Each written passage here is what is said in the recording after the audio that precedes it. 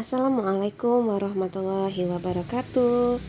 Teman-teman, apa kabar? Sehat ya? Semoga kalian semua selalu ada dalam lindungan Allah Subhanahu wa Ta'ala. Amin. Bagaimana?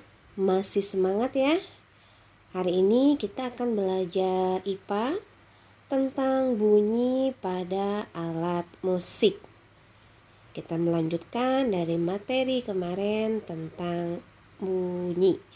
Nah, untuk lebih jelasnya, yuk kita saksikan bersama-sama.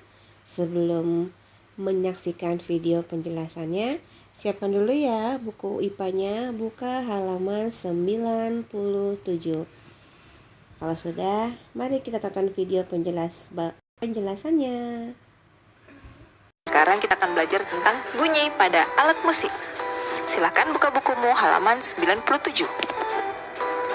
Nah, di sana ada penjelasan ya, Nak ya. Silakan dilihat. Sumber bunyi dapat berasal dari alat musik ya, selain dari suara juga bisa dari alat musik. Nah, alat musik ini ada bermacam-macam. Nah, perhatikan ya perubahan energi bunyi pada alat-alat musik berikut ini. Yang pertama, kita punya gitar. Gitar merupakan alat musik yang dimainkan dengan cara dipetik senarnya. Ya benar. Bagian paling penting dari gitar adalah badan gitar. Tahu kan bodi gitar ya? Badan gitar atau bodi gitar yang ada lekuan-lekuannya itu ya, benar. Nah, ruang di dalam badan gitar berfungsi untuk memperkuat bunyi asli senar sehingga dapat terdengar cukup keras untuk kita dengar. Nah, peristiwa tersebut dinamakan resonansi.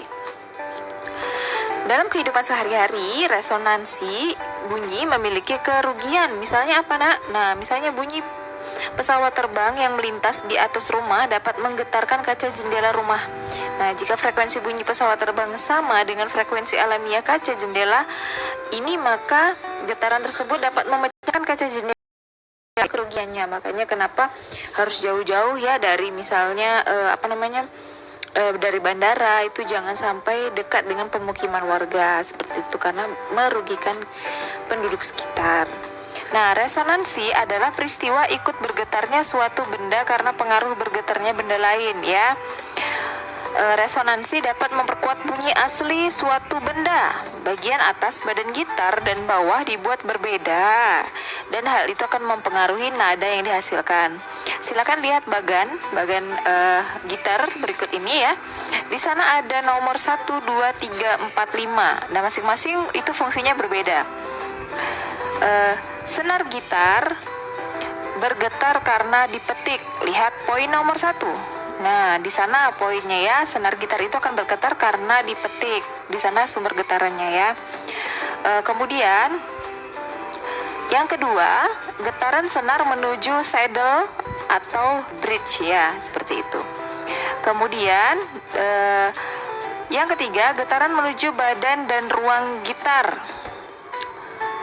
Yang ketiga, lihat ya, itu badan gitar ya. Kemudian yang keempat, resonansi udara di dalam badan gitar memperkuat bunyi asli senar yang dari dalam itu ya, Nak ya. Itu resonansi udara yang sebenarnya di dalam sana ya. Kemudian yang kelima atau yang terakhir, itu suara gitar yang dihasilkan. Biasanya keluar tuh dari lubang-lubang itu ya, Nak ya. Nah, disitulah poinnya ya. Nah, di sini juga misalnya ada contoh video orang yang sedang memainkan gitar. Jadi silakan disimak ya. Jadi prosesnya tadi sudah tahu ya bagaimana, itu ada 1 sampai 5 step. Silakan dipahami.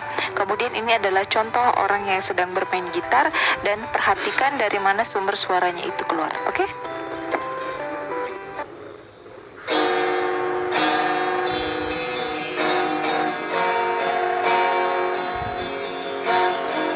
Nah, itu tadi tentang gitar ya, Nak ya. Ini khusus gitar akustik ya, Nak ya. Jadi jangan salah ya.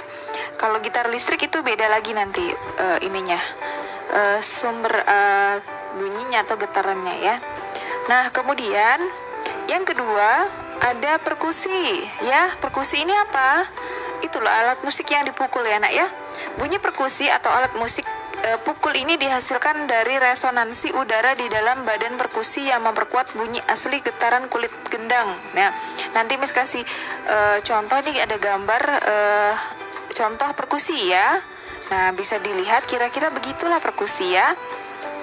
Bunyi perkusi dihasilkan dari resonansi udara di dalam dalam perkusi tersebut ya nak ya. Dan ini juga ada contoh orang yang memainkan perkusi bagaimana bunyinya itu.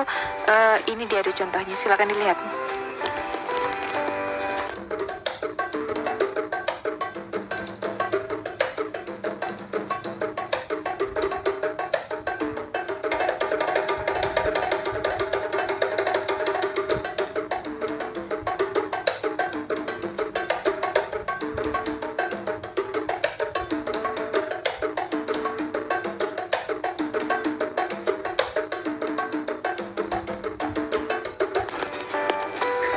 Nah, itu tadi contoh dari perkusi anak ya, dari resonansi udara di dalam perkusi itu ya.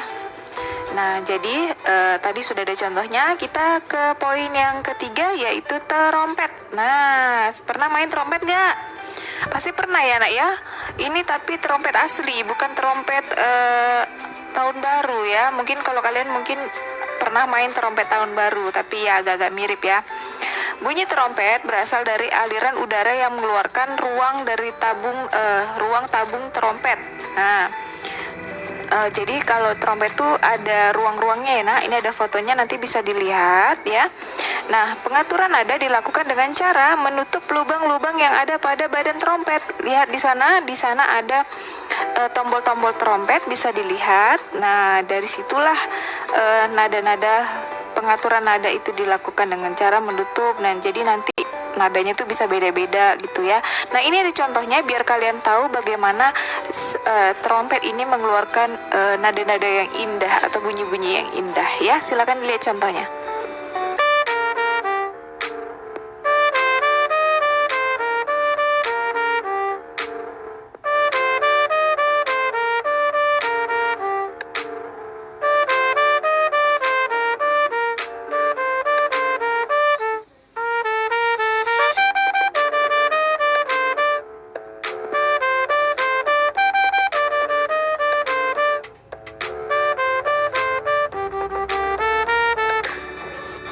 Nah, itu tadi contoh dari trompet. Nah, kalian bisa ya nak ya, bisa sudah terbayang kan bunyi-bunyi pada alat musik itu dari mana saja. Ini sebenarnya masih banyak alat musik yang bisa kalian pelajari. Tapi untuk lebih jelasnya, kalian silakan nanti lihat saja di YouTube alat musik apa saja dan dari mana sumber asal bunyinya, itu bisa dilihat dari di YouTube. Di video-video tuh banyak tutorial cara memainkan alat musik atau apapun segala